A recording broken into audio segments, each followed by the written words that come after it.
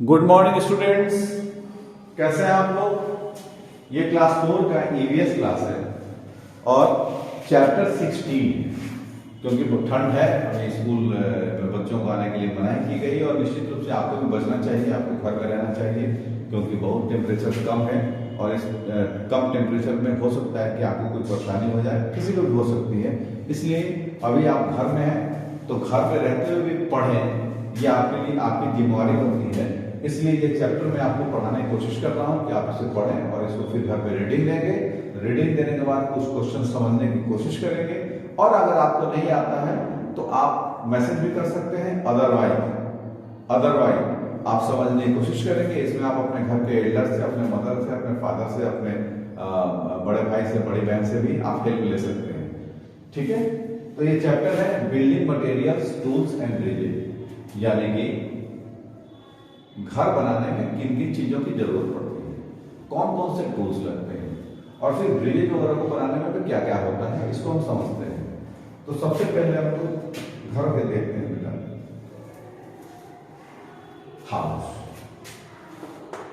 तो हाउस यानी कि घर जो है अकेले बना सकता है कोई नहीं, क्योंकि बहुत सारी चीजों की जरूरत होती है। घर को डिजाइन करना पड़ता है, दीवारें जोड़नी होती हैं, सीमेंट, बालू, गिट्टी, ये सब चीजें लानी होती हैं। तो इसमें ट्रांसपोर्टर की जरूरत है जो कि सामान को ढोकर ले आता है, मजदूर जो उसको सिस्टमेटिक करते हैं, मिस्त्री उसको बनाता है, इंजीनियर जो डिजाइन करता है। तो ऐसे बहुत सारे लोग हैं जो मिलते हैं तब जाकर के एक हाउस का कंस्ट्रक्शन होता है। तो सबसे पहले हम लोग देखते हैं इसमें आर्किटेक्ट कौन होता है। पहला है आर्किटेक्ट। आर्किटेक्ट वो होता है जो घर कैसे बनेगा इसकी प्लानिंग करता है ना। आर्किटेक्ट कौन है? जो कि घर के प्लानिंग करता है, जो नक्शा बनाता है कि कौन चीज कहाँ होगा, कौन सा रूम होगा, किधर खिड़की होगी, किधर दरवाजे होंगे, किधर बाथरूम होगा, किधर किचन होगा। इन सब चीजों की प्लानिंग कौन करता है? आर्किटेक्ट करता है ना। उसके बाद इंजीनियर, दूसरा है इंजीनियर।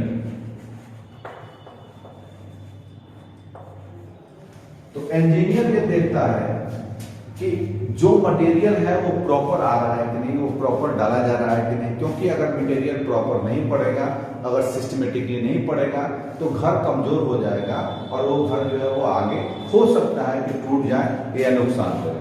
तो इंजीनियर का मुख्य काम होता है, मेन वर्क क्या होता है कि वो मॉनिटर करता है, वो देखता है, वो सुपरवाइज करता है कि जो चीजें जैसे होनी चाहिए वो प्रॉपरली हो रही है कि नहीं हो रही। हो सकता है कि प्रॉपर रॉड नहीं डाला जा रहा, हो सकता है कि प्रॉपर सीमेंट नहीं डाला जा रहा हो सकता है कि किस एंगल पे कितना रॉड मोड़ना है ये नहीं मजदूर समझ पा रहे हो, लेबर नहीं समझ पा रहे हो। तो उस कंडीशन में जो स्ट्रेंथ है उस हाउस की वो कम हो जाएगी। इसलिए इंजीनियर का बहुत बड़ा रोल होता है, चाहे वो पुल बनाना हो, चाहे वो बिल्डिंग बनानी हो, चाहे कुछ भी बनाना हो। जो प्रॉपरली जानता है, जिसने स्टडी किया है और जिसके पास इस बात की नॉलेज है कि वो होगा कैसे, वो बनेगा कैसे। मजदूर तो जानते नहीं, वो तो उतना पढ़े लिखे नहीं है या उनके पास उतनी वो टेक्निकल इंफॉर्मेशन नहीं है, जानकारी नहीं है, इसलिए वो नहीं कर सकते हैं कि कौन चीज कैसे बनेगा। उनको बताने पर वो काम तो कर सकते हैं, लेकिन काम कैसे कराना है ये इंजीनियर जानता है। ठीक है बेटा। इसके बाद है वेल्डर।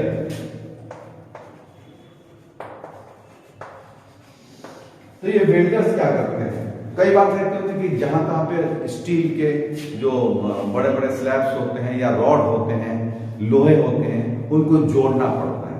तो उनको जोड़ने के लिए आप देखते होंगे ना, वो एक हाथ में लेकर के वो बड़ा रॉड जैसा होता है, उससे वो लोग लोहे को जोड़ते हैं, बड़ी स्पार्किंग होती है। तो ये भी सब कोई नहीं कर सकता है, जो उसके एक्सपर्ट होते हैं वही करते हैं। और अगर प्रॉपर वो जुड़ाई नहीं हुई हो, उसको प्रॉपर ज्वाइन नहीं किया गया हो तो क्या हो जाएगा, वो टूटेगा और टूटेगा तो बहुत बड़ा नुकसान हो सकता है। इसलिए घर बनाने में तीसरा जो सबसे इंपॉर्टेंट रोल प्ले करता है वो वेल्डर करता है, या पुल बनाने में जो भी होता है। जैसे आप लोग देखते हैं कि आजकल पुल के ऊपर जो गार्डर रखे जाते हैं तो उसको वेल्ड किया जाता है, उसको जोड़ा जाता है। अगर ये वेल्ड या जुड़ाई जो है वो कमजोर हो जाएगी तो क्या हो जाएगा, वो वहीं से टूट जाएगा और फिर इसका नुकसान हम सबको झेलना पड़ेगा। तो उसके बाद वाला जो रोल होता है वो वेल्डर का होता है। समझ गए बेटे। इसके बाद है मेसन एंड लेबरर्स।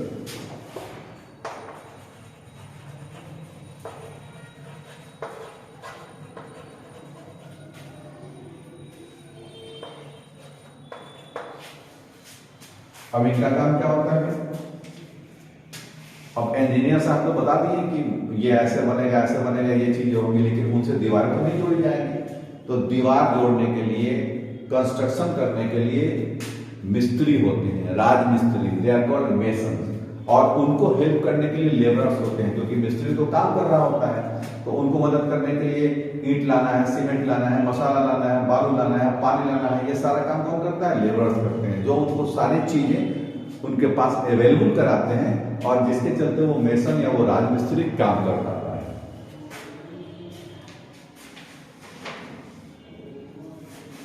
उसके बाद कौन आता है? कारपेंटर।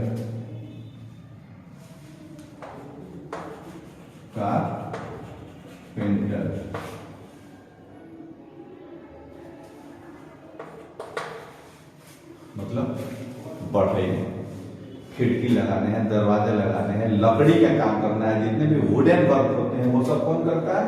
कारपेंटर करता है। तो इसकी भी बड़ी भूमिका होती है, इसके भी बगैर आपका घर नहीं बन सकता है। उसके बाद होता है प्लम्बर।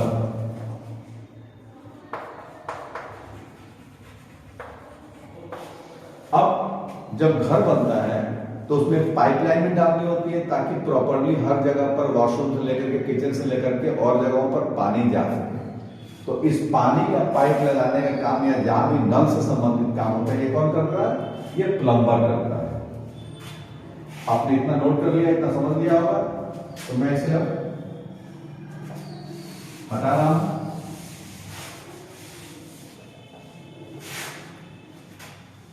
इसके बाद आता है इलेक्ट्रीशियन।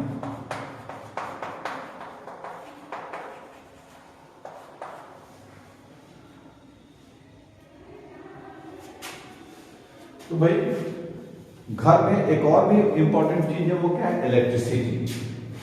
तो इलेक्ट्रिसिटी यानी कि जो वायरिंग होती है, बिजली के तारों को दौड़ाना होता है, जो बिजली के बोर्ड्स लगाने होते हैं, ये सारा काम कौन करता है? इलेक्ट्रीशियन करता है। यानी कि अगर ये ना रहे तो फिर घर में बिजली नहीं हो पाएगी और घर में अंधेरा छा जाएगा। तो ये सारा काम कौन करता है बेटा? इलेक्ट्रीशियन करता है। उसके बाद है ग्लेजियर।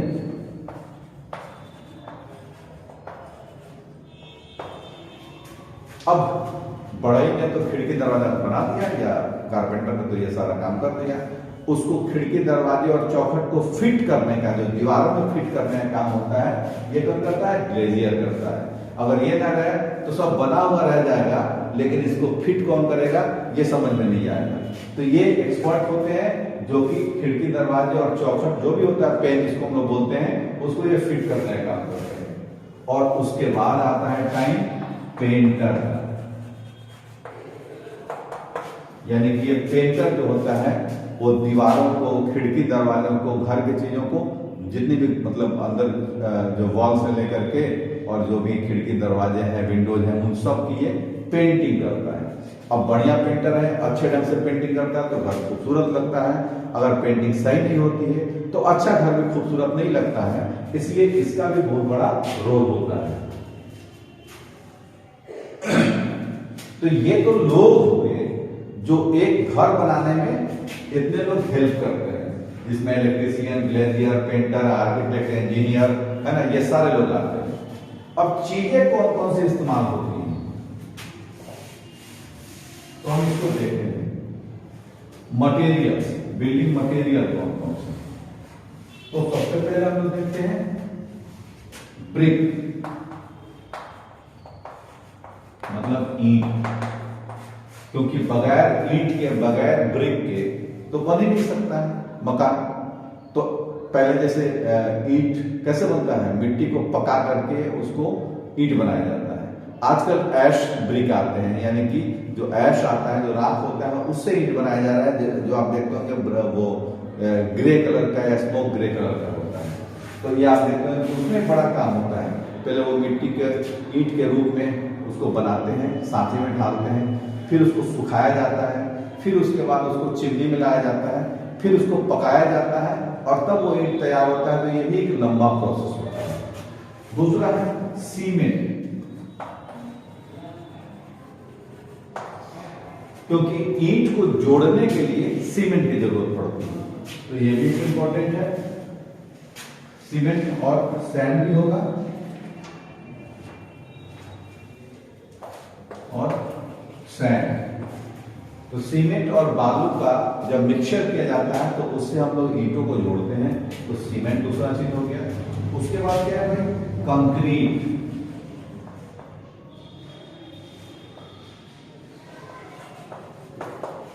तो क्या करते हैं, मिक्सचर ऑफ, ये क्या है, mixture of cement, sand, water and crushed stone. यानी कि सीमेंट, बालू, जो गिट्टी, जो क्रस्ट स्टोन जिसको हमने लिखा है यहां पर, और पानी को मिला करके हम लोग कंक्रीट बनाते हैं। और यही कंक्रीट जब सूख जाता है तो हार्ड हो जाता है, जो बिल्डिंग को बनाता है और मजबूती देता है।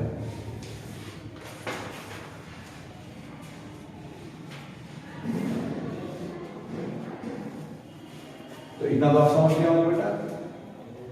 अब देखते हैं ब्रिज।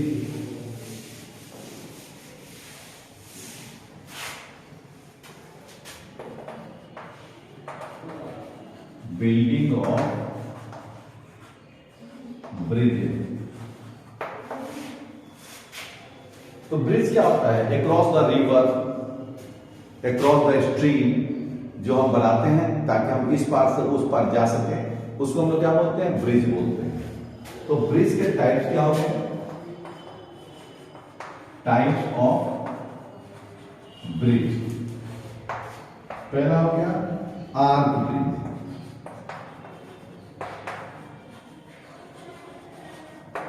दूसरा हो गया सस्पेंशन ब्रिज,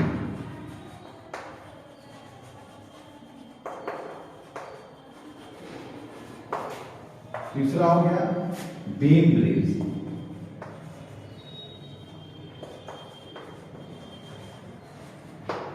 चौथा हो गया ड्रॉप ब्रिज,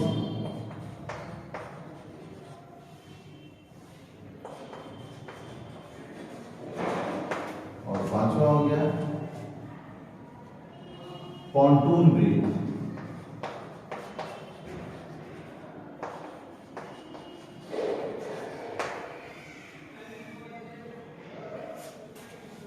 तो पहले हम लेते हैं आर्क ब्रिज को। इसमें क्या होता है कि दोनों साइड से आर्क बना दिया जाता है ना, और आर्क के ऊपर फिर ये ब्रिज रहता है, जिसके चलते ये लोड जो है दोनों साइड में आ जाता है और इस पर आसानी से हम लोग चल लेते हैं या व्हीकल चल पाते हैं। सस्पेंशन ब्रिज में क्या होता है कि ये ब्रिज है और इसके ऊपर से रस्सों से या लोहे के रस्सों से या फिर आजकल तो एक से मटेरियल आ गया है, उनसे इसको ये बांध दिया जाता है, इधर खींच दिया जाता है, इधर खींच दिया जाता है, ताकि इस पर चलने वाले जब लोड बढ़े तो इस पर कोई बहुत लोड नहीं आए और ये ब्रिज टूटे रहे। उसके बाद इसको हम लोग जैसे कि लक्ष्मण झूला देखे हैं, या अभी मोरबी में एक केस हुआ था, वो भी सस्पेंशन ब्रिज ही था, जिसके ब्रिज के इधर और इधर रस्सों से खींचा गया था और इसके चलते जो था वो ब्रिज सुरक्षित रहता था। लेकिन जब ये रस्सा टूटा तो ये ब्रिज नीचे गिर गया। तो सस्पेंशन ब्रिज जो है एक तरह का झूला जैसे काम करता है। उसके बाद बीम ब्रिज होता है, जैसे ये पिलर हो गया, इसके ऊपर बीम डाल करके इसके ऊपर फिर ब्रिज का कंस्ट्रक्शन कर दिया जाता है। फिर होता है ड्रॉप ब्रिज, ये दो पोर्शन में होता है, एक हिस्सा इधर होता है, एक हिस्सा इधर होता है। जब इसको हम इस हिस्से को गिरा देते हैं तो ये फ्लैट हो जाता है और ये हिस्सा भी फ्लैट हो जाता है और फिर ये ब्रिज का काम करता है। फिर इसको जब चाहे तो इसको उठा देंगे, ओपन हो जाएगा, और फिर जब इसको गिरा देंगे तो ये ब्रिज का काम करेगा। और पॉन्टून ब्रिज होता है, जैसे आप देखते होंगे ना कि गोल गोल लोहे के जो पीपे होते हैं उसको मिला करके ब्रिज बनाया जाता है, या से रबर बोर्ड को एक में एक मिला करके और ब्रिज बना दिया गया, वो पानी में डूबे रहते हैं और उसके ऊपर से लोग चलते रहते हैं। तो इस तरह से हम कई तरह का ब्रिज बना सकते हैं, जहां जिसकी जरूरत होती है उसके हिसाब से वो ब्रिज बनाया जाता है, और इंजीनियर ये तय करते हैं कि उस जगह पर कौन से ब्रिज जरूरी है या कौन सा ब्रिज बन सकता है। तो इसको आप समझ लेंगे। इसके बाद जो शॉर्ट क्वेश्चंस होंगे उसको कोशिश करेंगे बनाने का, और अगर नहीं समझ में आएगा तो फिर जब क्लास चलेगा तो आप लोगों को इसके बारे में बताया जाएगा। तब तक के लिए आप तैयारी करें, पढ़ें और सुरक्षित रहें, घर में रहें और ठंड से बचने की कोशिश करें। Good bye.